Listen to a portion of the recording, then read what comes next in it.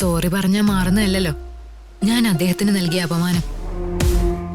ആ ഒരു തെറ്റു പറ്റിയത് കൊണ്ട് തന്നെ വർമ്മ സാറിന്റെ മകളോടും PA-യോടും എനിക്കൊരു പ്രത്യേക സ്നേഹമുണ്ട്. കാര്യം എന്താ പറഞ്ഞോളൂ. മാഡം പറഞ്ഞ പെട്ടെന്ന് വിശ്വസിക്കാൻ പ്രയാസമുള്ളൊരു കാഴ്ചയാ ഞങ്ങൾ ഇന്നലെ കണ്ടത്. അതെ, ആളൊഴിഞ്ഞൊരു വീട്ടില് ഒരു സ്ത്രീയും അവരുടെ ഗുണ്ടകളും ചേർന്ന് ഒരാളെ കെട്ടിയിട്ടിരിക്കുന്നു. വാട്ട്? ഞങ്ങൾ പറഞ്ഞത് സത്യമാണ് മാഡം. വെറുതെ കെട്ടിയിട്ടിരിക്കുകയല്ല, കാലിൽ ചങ്ങലയിട്ട് പൂട്ടിയിട്ടിരിക്കുക.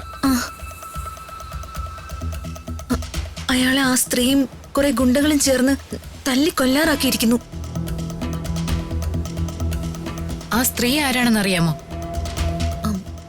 അറിയാം. അവരുടെ പേര് അംബിക. അംബിക? ആരാണ് ഈ അംബിക?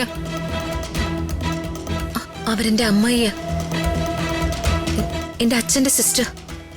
അതായത് വർമ്മ സാറിന്റെ പെങ്ങൾ. എന്തൊക്കെയാ നിങ്ങളീ പറയുന്നേ? ഇതൊരു പുലിവാലാവുമല്ലോ. മിനിസ്റ്ററുടെ ചേച്ചി എന്നൊക്കെ പറഞ്ഞ ഇതൊരു കുടുംബ പ്രശ്നമായി മാറില്ലേ? കുടുംബ പ്രശ്നങ്ങളായാലും ഇതൊക്കെ നീതിക്ക് നിരക്കാത്തതല്ലേ മാഡം? നിയമം കയ്യിലെടുത്തല്ലേ അവരിതൊക്കെ കാണിക്കുന്നത്? എക്സാക്ട്ലി. ഈ ജില്ലയുടെ പരമാധികാരിയാ ഞാൻ. എന്റെ ജില്ലയില് ഞാനിത് അനുവദിക്കില്ല. എന്തൊക്കെയാ നിങ്ങൾ അവിടെ കണ്ടത്? ഒന്ന് വിശദീകരിക്കൂ. മാഡം പറയേ, മാഡം പറയേ.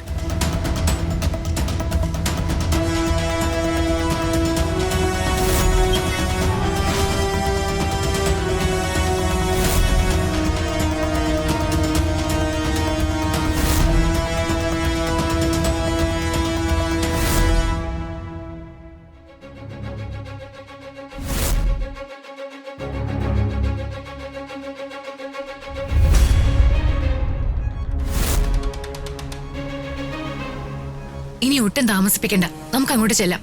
ആ ശരി മാഡം.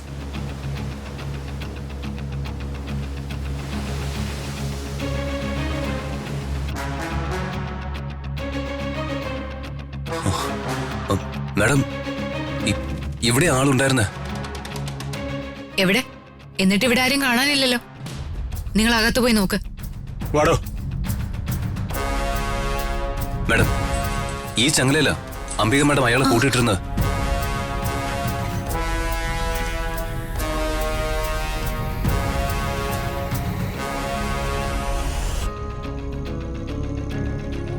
ഇവിടെങ്ങും ആരും ഇല്ല മാഡം. നിങ്ങളൊന്ന് പുറത്തൊക്കെ നോക്ക്. വാ, പുറത്ത് നോക്കാം. നിങ്ങൾ ഈ കെട്ടിടത്തിൽ തന്നെയാണോ അയാളെ കണ്ടത്? അതെ മാഡം.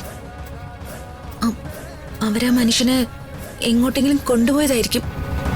അംബിക മേഡത്തിന് കൃത്യമായ തെളിവില്ലാതെ ചോദ്യം ചെയ്യാനൊന്നും പറ്റില്ല. പിന്നെ അവരുടെ കയ്യിലുണ്ടായിരുന്ന തോക്ക്, അത് ലൈസൻസ് ഉള്ളതാണോ അല്ലയോ എന്ന് പരിശോധിക്കണം. ഏതെങ്കിലും സ്റ്റേഷനിലോ മറ്റോ മിസ്സിംഗ് കേസുകൾ ഉണ്ടോന്നും തിരക്കാം. നിങ്ങൾ നിരാശരാവാതെ.